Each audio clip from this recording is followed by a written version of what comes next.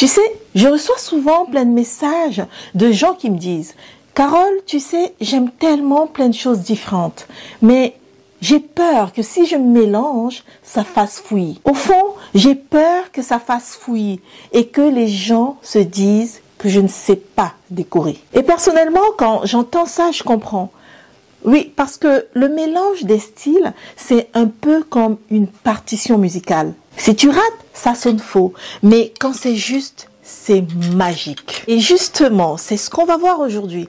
On va voir le secret des décorateurs pour mélanger les styles et les époques sans se tromper. Mais aussi et surtout des astuces simples et concrètes que tu peux appliquer dès à présent chez toi. Mais avant de plonger dans le vif du sujet, je te le dis directement.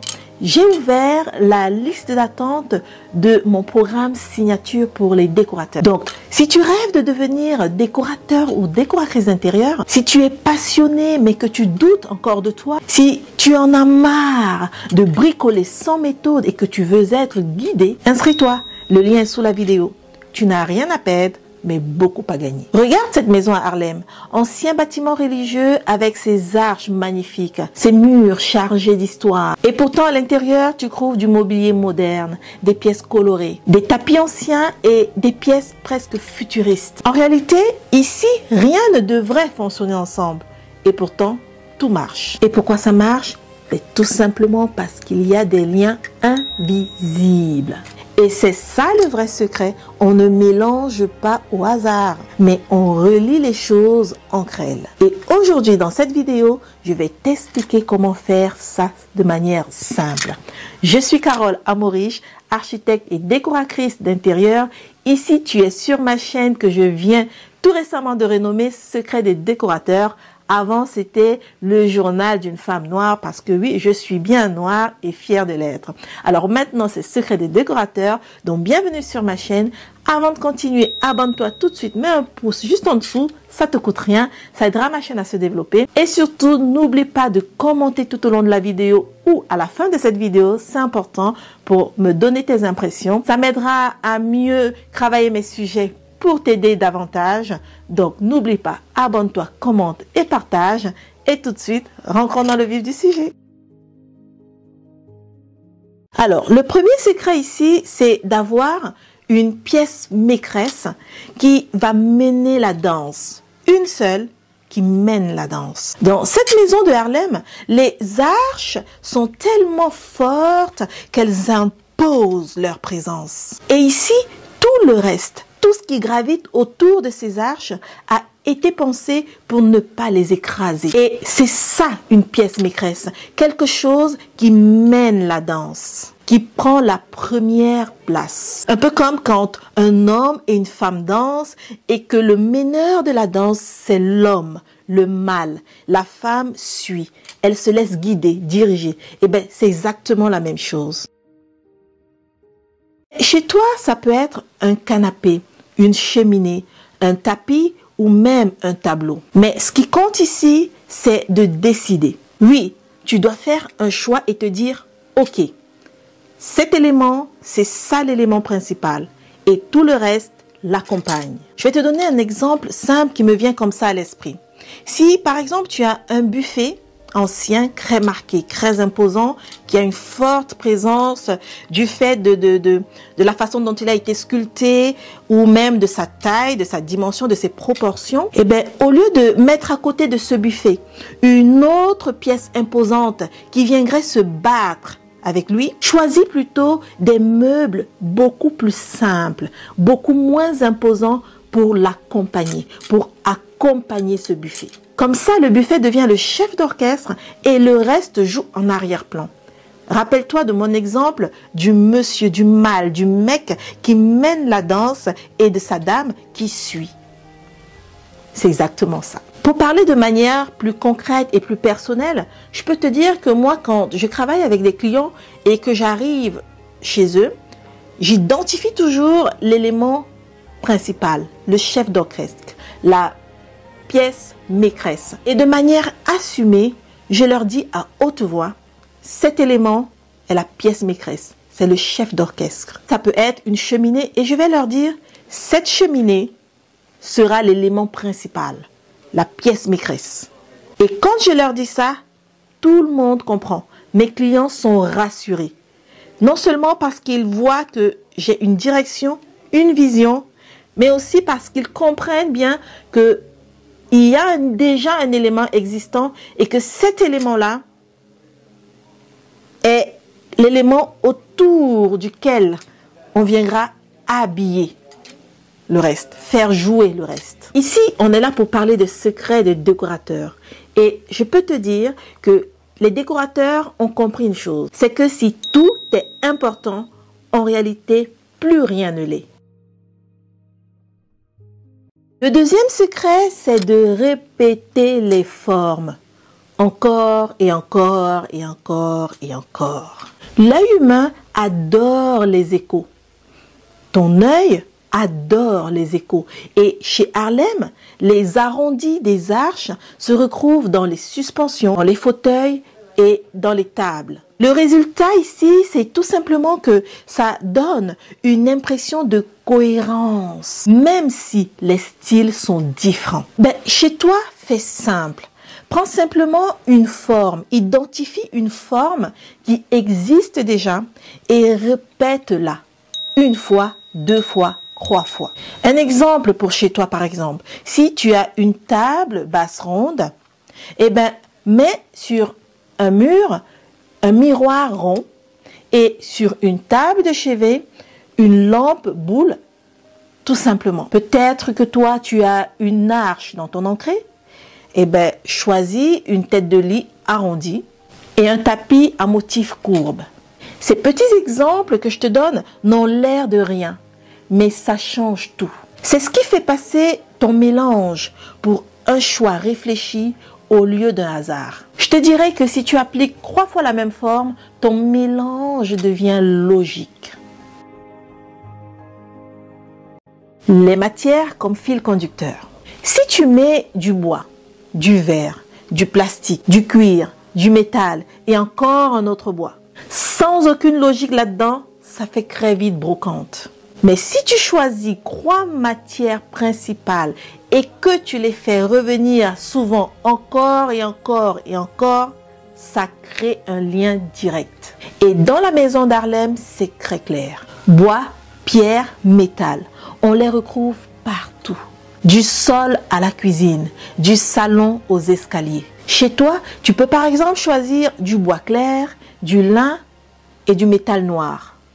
Le bois clair pour un meuble, le lin pour des coussins et des rideaux, et pour finir, le métal noir sur les pieds de tes chaises et une lampe.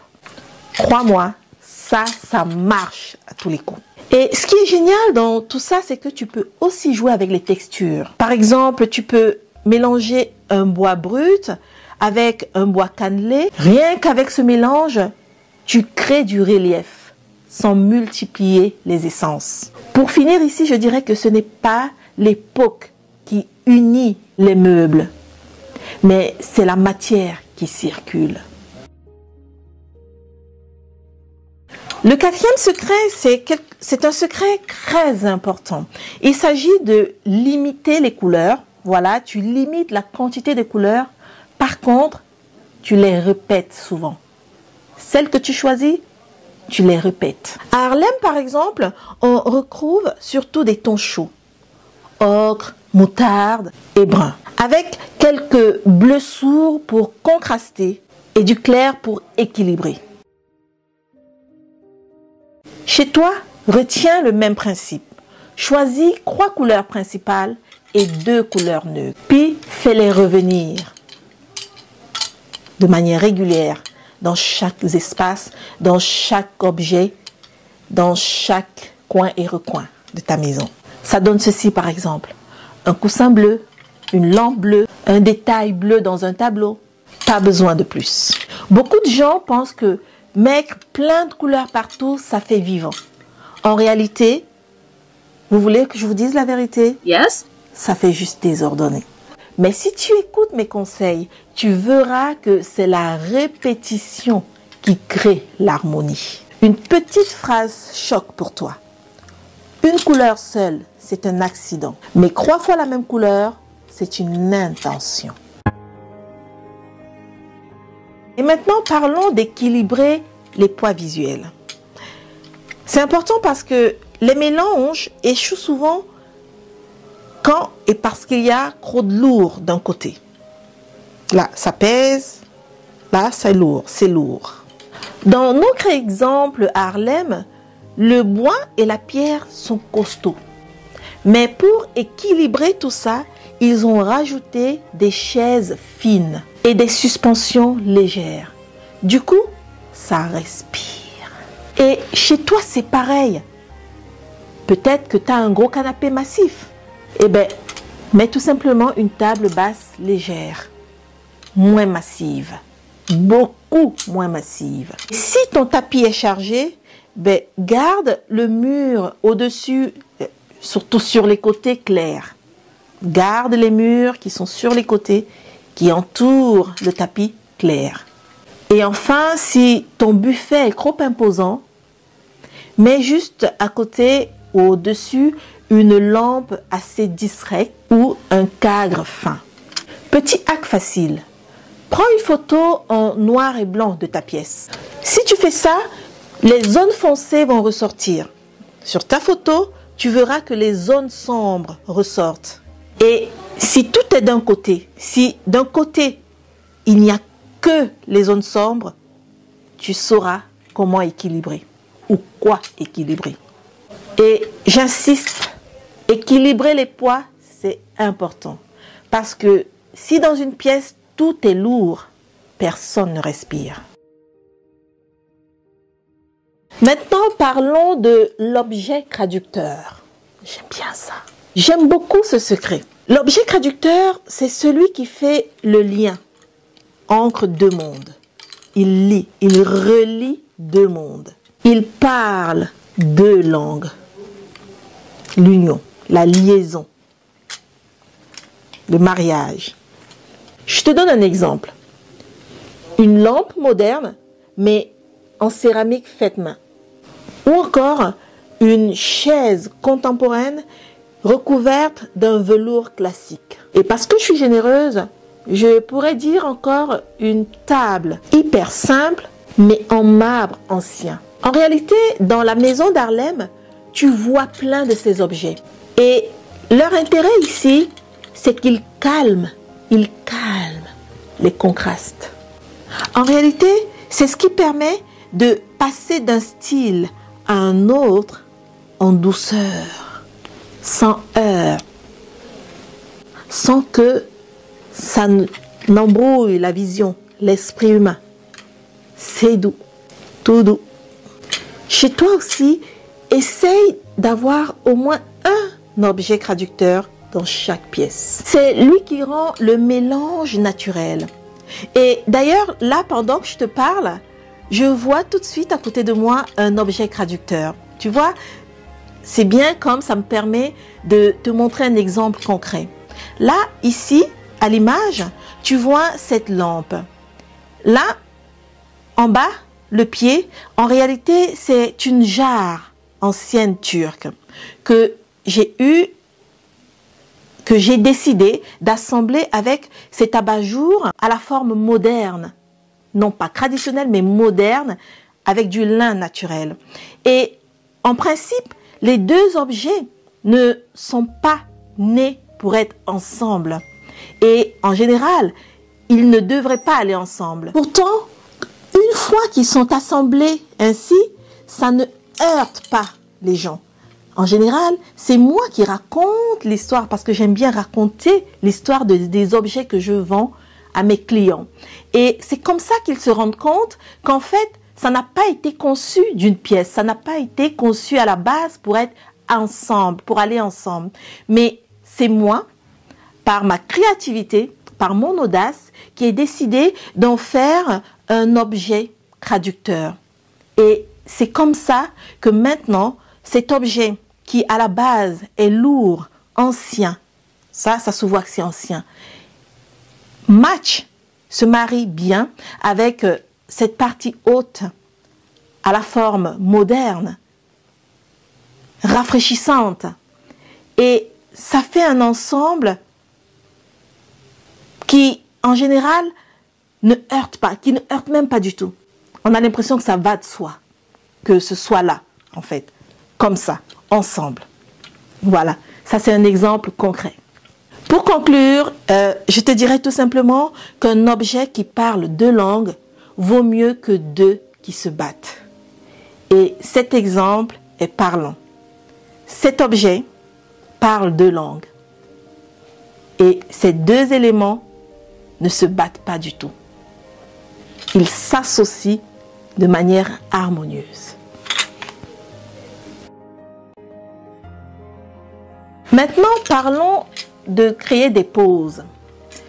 C'est important parce que un mélange réussi, ce n'est pas du tout une accumulation où tout crie. Il faut des moments de calme. À Harlem, certaines zones sont très fortes. Mais à côté, il y a des murs clairs, des meubles sombres. Ça repose les yeux. Chez toi, c'est pareil. Un tapis fort, un mur simple. Une galerie de cadres, un meuble discret à côté. Une table imposante, des chaises discrètes et légères aussi. C'est ce qui va faire que l'ensemble sera agréable et pas du tout étouffant. Alors, souvent, moi, je me comprends quand je parle de créer du calme. Les décorateurs avertis aussi comprennent ce que je veux dire. Mais pour être plus, comment je vais dire ça, plus concret, ou pour parler terre à terre, je vais essayer d'expliquer ça de manière très simple. Quand je dis qu'il faut créer des pauses, des moments de calme qui sont importants, ça veut tout simplement dire que souvent, quand j'arrive chez des gens, ou on peut voir chez des gens chez certaines personnes, on va dire ça comme ça, eh bien, tout donne le ton. Tout prend de la place. C'est pour ça qu'on dit que tout crie. Tous les meubles crient. Il y a un cadre de mur ici. Il y a un grand canapé là, avec plein de coussins là. Il y a un tapis imposant avec plein de motifs ici. Il y a au-dessus une table basse, très imposante, très sculptée. Et peut-être au-dessus, une suspension tout aussi imposante en raffia avec voilà, des trucs qui pendent. Il y a tout qui crie. On tourne les yeux, on tourne la tête, on regarde partout et on a envie de fuir. C'est ça quand on dit que ça étouffe. Créer du calme, c'est simplement essayer d'équilibrer. C'est faire que ce ne soit pas étouffant. Un mur de cadre, à côté, un meuble tout simple. Un tapis avec des motifs très imposants. Au-dessus, une suspension moderne, toute simple. La suspension moderne, toute simple, c'est l'élément qui crée du calme et qui fait qu'il y a un certain équilibre. Voilà. J'espère avoir été assez clair, mais dites-moi dans les commentaires si vous n'avez pas compris cette partie-là. Et je me ferai un plaisir de faire une autre vidéo, principalement sur ce sujet-là, ou alors de vous répondre directement dans les commentaires. Bref, un bon mélange, c'est comme une bonne conversation. Il faut savoir se taire pour que l'autre puisse parler. Alors, tu vois, ce ne sont pas des règles compliquées, mais ce sont des secrets de décorateurs simples et applicables. Choisis une pièce maîtresse, répète les formes, lis les matières, limite et répète les couleurs, puis équilibre les poids. Trouve un seul objet traducteur et laisse des zones simples. Ce sont ces petites règles, ces petits secrets qui font que dans cette maison de Harlem, rien ne choque. Tout est lié. Et c'est exactement ce que tu peux reproduire chez toi. Et ce, peu importe ton budget ou ton style. Alors, je vais te poser une question. Qu'est-ce qui t'empêche aujourd'hui aujourd'hui même d'oser mélanger. Est-ce que c'est la peur de te tromper, le regard des autres ou tout simplement le fait que tu penses que toi, tu n'as pas l'œil? Moi, je veux te dire une chose. Tu as le droit d'avoir plusieurs styles. C'est ton droit absolu. Tu as le droit de vouloir l'ancien et le moderne, le classique et le design. À mon avis, tu n'as pas à choisir. Le secret, le seul secret, c'est d'apprendre à les faire dialoguer. Faire dialoguer tes multiples styles, tes multiples choix, tes multiples envies, tes multiples besoins. Si tu veux aller plus loin, si tu veux vraiment apprendre à faire ça pas à pas, si tu veux dépasser tes blocages et peut-être en faire un métier, alors inscris-toi dès à présent, maintenant même, dans ma waitlist ou encore ma liste d'attente. Le lien est juste en dessous, juste là, il est là, le lien est juste en dessous, il est là en dessous. Tu n'imagines pas à quel point ça peut changer ta vision de la déco, voire ta vie. Oui, parce que peut-être qu'à ce jour, tu as envie de faire de ta passion ton métier, mais que tu ne sais simplement pas comment faire, comment y parvenir. Et surtout, peut-être que tu as peur de ne pas pouvoir en vivre. Parce que ça, c'est souvent la peur de la majeure partie des personnes. Et ça a été ma peur pendant des années. Même une fois rentrée dans le métier, cette peur m'a habité. Elle m'a collé à la peau pendant des années. Donc, si c'est ton cas, inscris-toi dans ma waitlist, inscris-toi dans ma liste d'attente. Il faut que tu saches que je ne commencerai qu'avec une toute petite minorité de personnes. C'est important, c'est mon choix personnel parce que je suis une perfectionniste. Et ça, contre ça, je ne peux pas lutter. Et surtout, j'ai envie d'apporter tout mon savoir-faire et de donner toutes les clés possibles à toutes les personnes qui me feront confiance pour casser la baraque, tout simplement. Donc, inscris-toi dans ma waitlist pour futurs décorateurs, pour apprendre à comment devenir un décorateur identifiable, mais surtout vivre de cette activité très rapidement. Mais là, je ne t'en dis pas plus. Si tu me fais confiance et que dès à présent, tu rentres dans ma liste d'attente, tu recevras plein de détails croustillants en attendant que le programme soit lancé, qui vont déjà te permettre de t'entraîner, de t'imaginer dans ton futur de manière plus consciente et surtout plus confiante. Voilà. Pour finir, je dirais que au fond, ce n'est pas seulement une histoire de meubles ou de couleurs. Non. Mais c'est une histoire d'identité. C'est apprendre à dire qui tu es à travers ton intérieur. Et crois-moi, ça n'a pas de prix. Merci de m'avoir fait confiance en m'écoutant jusqu'au bout. N'oublie pas de t'abonner, n'oublie pas de commenter et de t'inscrire dans ma waitlist. Et moi, je te dis à très vite pour une prochaine vidéo. Ciao, ciao.